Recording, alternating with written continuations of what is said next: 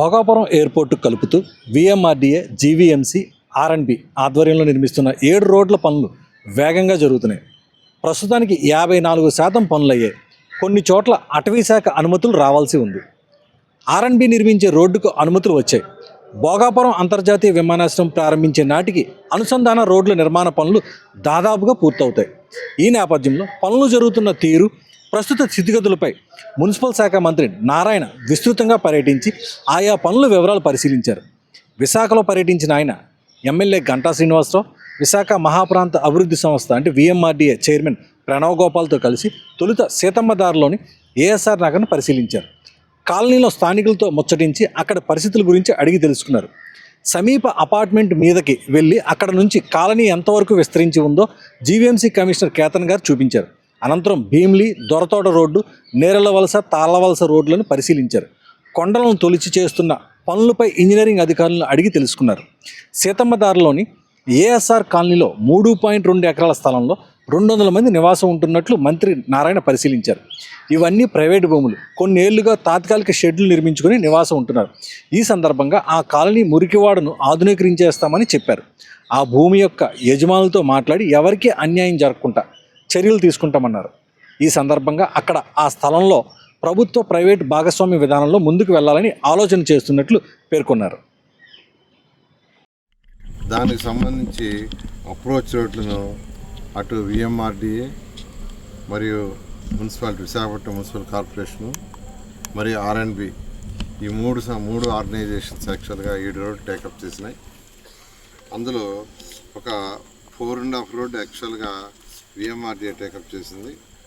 ఒక 1.5 రోడ్డు వచ్చి municipal corporation, Visakhapatnam municipal corporation, ఒక రోడ్డు ఆర్ఎండ్బి టేకప్ చేశారు. ఈరోజు వాటిని ఇన్స్పెక్షన్ చేయడం జరిగింది.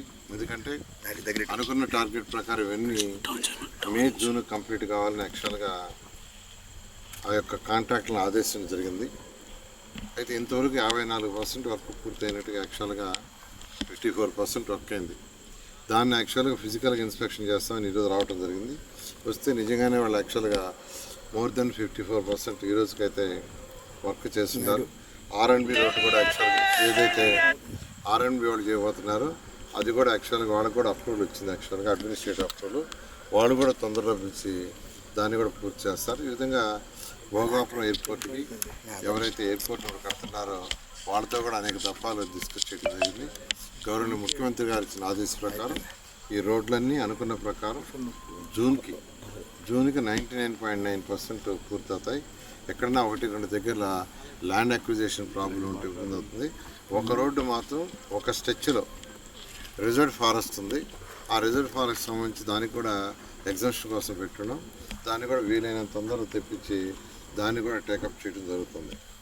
అయితే ఈ నేపథ్యంలో ఈరోజు తిరిగిన వాటిల్లో ఏఎస్ఆర్ నగర్ని యాక్చువల్గా గౌరవనీయ శాసనసభ్యులు గంటా శ్రీనివాస్ గారు దాన్ని విజిట్ చేయమన్నారు. అది ఒక స్లమ్. ఏఎస్ఆర్ నగర్లో ఒక స్లమ్ ఉంది. ఆ స్లమ్లో దాదాపు 200 మంది 3.2 ఎకరాలు యాక్చువల్గా ఉన్నారు. అది యాక్చువల్గా ఒకప్పుడు ప్రైవేటు బ్యాంకర్స్కి ఇచ్చినారంట. యాక్చువల్ ప్రైవేట్ బ్యాంకర్స్ కొనుక్కున్నారు.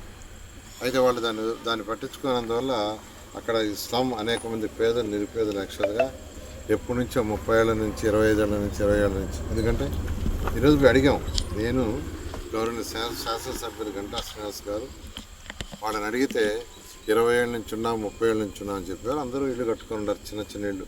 కొందరు రేకుల ఇళ్ళు, కొద్దిమంది స్లాబ్స్ వేసుకున్నారు, కొందరు ఇంకా తాటాకల ఇల్లు. దానిపైన యాక్చువల్గా కట్టడం అంటే ఇప్పుడు పట్టాలు గిట్టాలు ఏం లేవు వాళ్ళకి.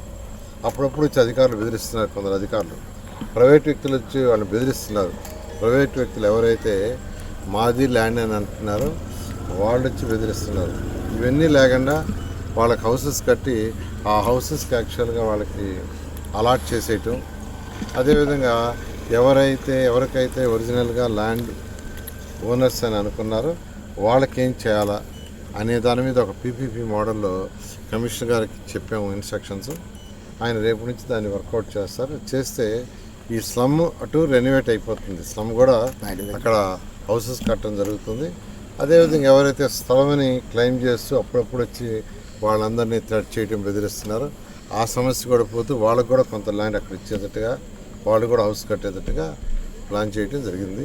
రేపు హట్కో ఏదైతే హట్కో ఉందో, హట్కో వాళ్ళు రేపు రీజనల్ కాన్ఫరెన్స్ విశాఖపట్నంలో పెట్టారు 2 రోజులు.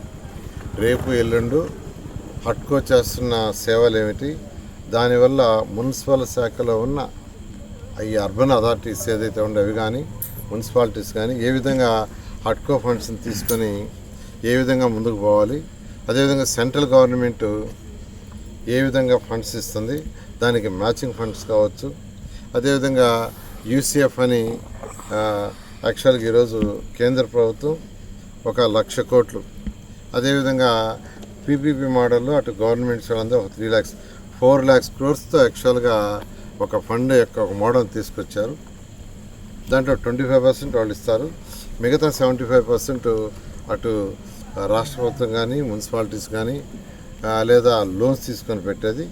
దాని మీద కూడా యాక్చువల్గా రేపు హట్కో వాళ్ళు యాక్చువల్గా ఒక వర్క్షాప్ పెట్టారు. దానికి యాక్చువల్గా వాళ్ళందరూ కూడా నేను అభినందిస్తున్నాను. రేపు సెక్రటరీ గారు, సెంట్రల్ సెక్రటరీ గారు వస్తున్నారు, మన స్టేట్ యొక్క మున్సిపల్ శాఖ సెక్రటరీ గారు, సిడిఎంఏ గారు, అదేవిధంగా కేరళ, కర్ణాటక, తమిళనాడు ఈ యొక్క రీజియన్స్లో ఉండే ఆ యొక్క మున్సిపాలిటీలో ఉన్న అధికారులు వాళ్ళందరూ కూడా వస్తున్నారు. వాళ్ళందరితో ఈ కాన్ఫరెన్స్ జరుగుతుంది.